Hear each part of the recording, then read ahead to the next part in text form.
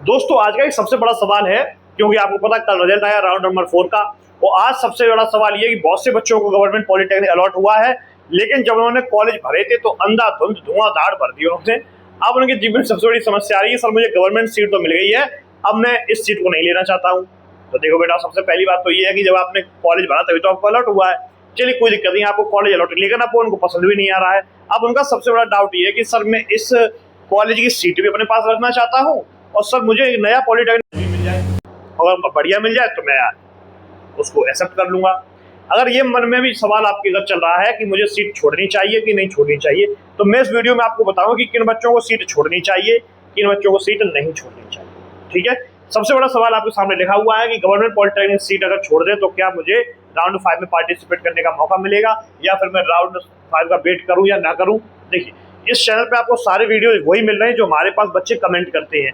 आपने कमेंट किया, मैंने सारे कमेंट को एनालिसिस किया, और मुझे जो लगा कि कौन से बच्चे को क्या समस्या है उस पर वीडियो बनानी चाहिए, तो वो वीडियो मैंने बना के तैयार कर। ठीक है ना, हमारे इस चैनल पे कोई ऐसा सिस्टम अभी नहीं है कि हम आपको किसी चीज का जवाब ना दो। कोशिश करता हूं मैं हर बच्चे का जवाब दूं, ताकि एक एक बच्चे तक सही जानकारी पहुंचे, किसी बच्चे को कोई समस्या ना आए। फिर भी किसी बच्चे को कोई समस्या आती है तो मेरा पर्सनल नंबर है दोस्त 9719744980। ये पर्सनल नंबर है, कोई समस्या आ जाए आप मुझे कॉल कर लेना। ठीक है, ऐसा चक्कर अपने यहाँ पे नहीं रहता बिल्कुल भी कि आपकी कोई समस्या का समाधान ना किया जाए। ठीक है, चलिए बिना समय गवाए हुए मैं आपको बताता हूँ कि सबसे पहले कंडीशन क्या है कि अगर आपको सीट मिल गई है, अब आप राउंड 4 में सीट मिलने के बाद क्या करेंगे। क्वेश्चन कई हमारे पास ऐसे भी आए हैं जिसमें बच्चा ये कह रहा है सर फ्रीज करूं या फिर सर फ्रॉड कर दूं। बहुत से बच्चों की समस्या है ये, कमेंट भरे पड़े हैं पिछले वाले, कई बच्चे कह रहे सर फ्रीज करूं, कुछ बच्चे कह रहे सर फ्रॉड करूं, क्या करूं सर। एक और क्वेश्चन आया है कि कॉलेज मिल गया सर, अब बताइए क्या करें, करना है या ना करें। एक क्वेश्चन और है राउंड 5 में, क्या राउंड 5 का वेट करना है या ना करें। ऐसे तमाम क्वेश्चन है, तो आप मेरे साथ वीडियो में एंड तक बने रहिए। और 5 अगस्त को बेटा, 5 अगस्त को हम लोग कंप्लीट सीरीज लेकर के आ रहे हैं, कंप्लीट सीरीज लेकर के आ रहे हैं फिजिक्स की फर्स्ट सेमेस्टर की कंप्लीट सीरीज हम लोग 5 अगस्त को लेकर आएंगे शाम को 7 बजे यूट्यूब पर, एकदम फ्री ऑफ कॉस्ट रहेगी। जो बच्चे सिलेक्शन हो गए सारे बच्चे आ जाना है हवेली पे, ठीक है ना। चलिए अब बात करते हैं कि फ्रीज करूं या ना करूं। देखिए, दो कंडीशन आपके सामने आएगी, एक ऑप्शन आता है फ्लॉट का, एक ऑप्शन आता है फ्रीज का। मैं डिटेल में आपको बात करूंगा कि आप फ्लॉट कब सेलेक्ट करेंगे और फ्रीज कब सेलेक्ट करेंगे। देखिए, अगर आपको कॉलेज अलॉट हो गया है और आपको पसंद आ गया कि मुझे ये कॉलेज और ये मुझे ब्रांच चाहिए, एकदम आप संतुष्ट है, देखो एक बारीक सी गलती भी आप अगर करोगे तो आपका सीट कैंसिल हो जाती है। ठीक है, आप क्या करिए, अगर आपको कॉलेज पसंद आ गया है, दो चीजें, एक तो ब्रांच प्लस एक कॉलेज, अगर ये दोनों ही चीजें आपको पसंद आ रही हैं तो बिल्कुल बिना शर्माए एकदम 100% इसको फ्रीज कर दो आप, कोई दिक्कत नहीं, फ्रीज कर दो आप। ठीक है दोस्तों, लेकिन अगर ये समस्या है कि आपको डाउट है कि आपकी मनपसंद ब्रांच आपको नहीं मिली है, और अगर मनपसंद ब्रांच आपको नहीं मिली या फिर मनपसंद कॉलेज नहीं मिला है और आपकी रैंक अच्छी है, मुझे कमेंट में बताना आपकी रैंक कितनी है, तो मैं सजेस्ट कर सकता हूँ कि आपको इससे बेहतर कॉलेज मिल सकता है कि नहीं मिल सकता। ठीक है, अपनी रैंक और मुझे ये बताना मुझे कौन सा कॉलेज अलॉट मिला है, तो मैं आपको ये बता दूँ कि आपको और बेहतर कॉलेज मिल सकता है या नहीं मिल सकता। ठीक है, वहीं पर अगर हम बात करते हैं फ्लॉट की, अगर ब्रांच प्लस में आपके कॉलेज, दोस्तों अगर ब्रांच और कॉलेज में आपको कॉलेज जो है वो पसंद नहीं आया है, ब्रांच आपके मतलब की है, और आपकी जो रैंक है वो रैंक आपकी ठीक है, यानी कि गुड है, रैंक गुड है, ब्रांच मिल गई है और कॉलेज आपको पसंद का नहीं मिला है, तो आप तुरंत बिना सोचे समझे आप फ्लॉट कर दीजिए। फ्लॉट के लिए प्रोसीजर समझ लो। बहुत से बच्चों के सवाल है सर 3000 रुपये लगेंगे, और क्या लगेगा, हमने 250 काउंसलिंग फीस लगेगी, और क्या लगेगा सर, और सर हमने कहा और कुछ नहीं लगेगा, 3250 रुपये फीस लगेगी और आपकी ये वाली सीट ओके हो जाती है। अब राउंड आता है 5, अब राउंड आता है 5, भाई ये भी तो समझना है। अब राउंड 5 में क्या होगा, ये दोनों चीज क्लियर हो गई, फ्रीज कब करना है और फ्लॉट कब करना है। ठीक, रैंक मुझे कमेंट में बता देना। ठीक है, अच्छा फ्रीज फ्लॉट क्लियर, अब मैं समझाता हूँ राउंड 5 में पहुंचने बाद क्या होगा, एक एक सारे कंफ्यूजन खत्म कर देंगे इसी वीडियो में। ठीक है दोस्तों, चलिए सारे कंफ्यूजन क्लियर एकदम। अब देखो बात समझना ध्यान से, राउंड 5 आया, राउंड 5 आया, आपका सिलेक्शन हो गया।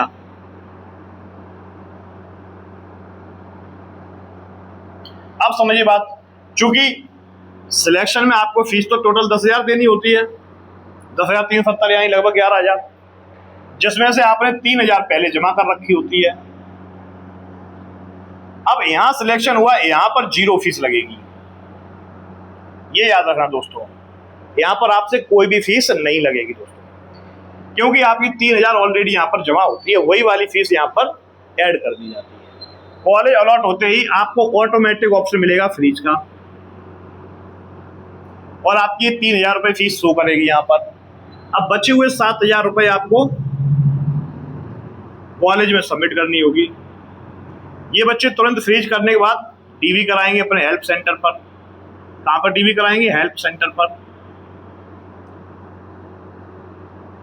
हेल्प सेंटर डीवी कराएंगे, डीवी कराने के बाद ये क्या करेंगे? कॉलेज पहुंचेंगे, वहां पर फिर से एक और बार डीवी होगा तुम्हारा, जहां पर आपकी 7,000 रुपए फीस भी जमा होगी।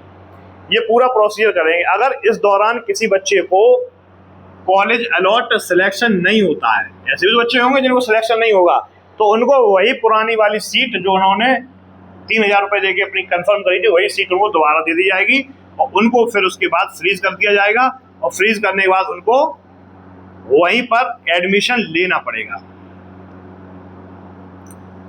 अगर आपने एडमिशन नहीं लिया तो फिर स्पेशल राउंड अगर आगे बढ़ता है तो स्पेशल राउंड में आप दोबारा पार्टिसिपेट फिर कर सकते हैं। ये 3,000 रुपए आपके चले जाएंगे, लेकिन अगर आपने दाखिला ले लिया तो ये 3,000 रुपए आपके बच जाएंगे। तो ये पूरा प्रोसीजर है कि आपको, अब यहाँ पे सबसे बड़ी समस्या है कि कॉलेज मिल गया है तो क्या करना है।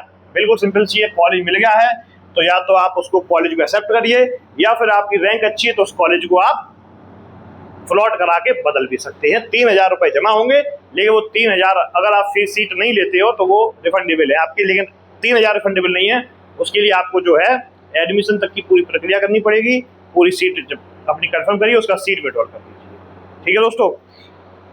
अब एक बात और, रिस्क कब लेना चाहिए आपको, ये भी मैं बता दूंगा आपको कि आखिर रिस्क आपको कब लेना चाहिए।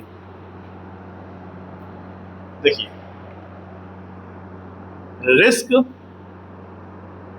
कब लेना चाहिए ये भी तो बहुत जरूरी है दोस्तों। रिस्क आपको कब लेना चाहिए? देखिए, अगर आपकी, मान के चलिए अगर आपकी रैंक 50,000 है, अगर आपकी रैंक कितनी है दोस्तों?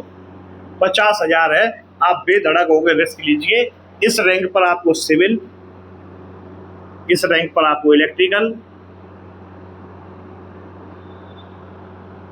इस रैंक पर आपको मैकेनिकल, इस रैंक पर आपको सीएस आसानी से मिल जाएंगे, और साथ ही साथ इलेक्ट्रॉनिक्स ब्रांच भी मिल जाएगी। उम्मीद करता हूं यह बात आपकी समझ में आई। आप रिस्क ले लीजिए अगर आपकी रैंक 50,000। अगर आपकी रैंक 60,000 से ऊपर है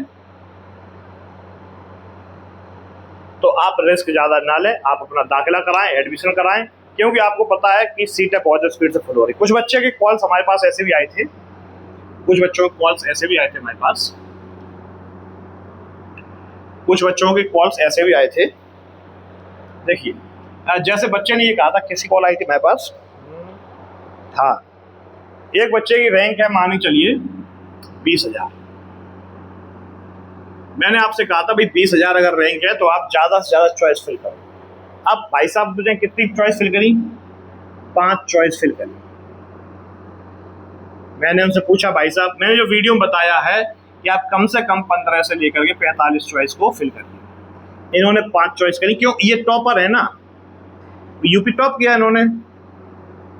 मैं तो सर टॉपर हूं पूरे यूपी का, मुझे सर क्या जरूरत ज्यादा चॉइस भरने की।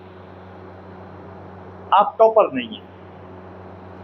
सिविल, इलेक्ट्रिकल, मैकेनिकल की सब सीटें 8,000 हैं, आप 20,000 हैं। मतलब अगर शुरुआत के 8,000 बच्चों ने दाखिला ले लिया तो आप कहीं भी नहीं। लेकिन चूंकि शुरुआत के 8,000 बच्चे कई और ब्रांचेस में भी चले जाते हैं, कुछ एडमिशन नहीं लेते हैं, इस वजह से आपकी संभावना बढ़ जाती है।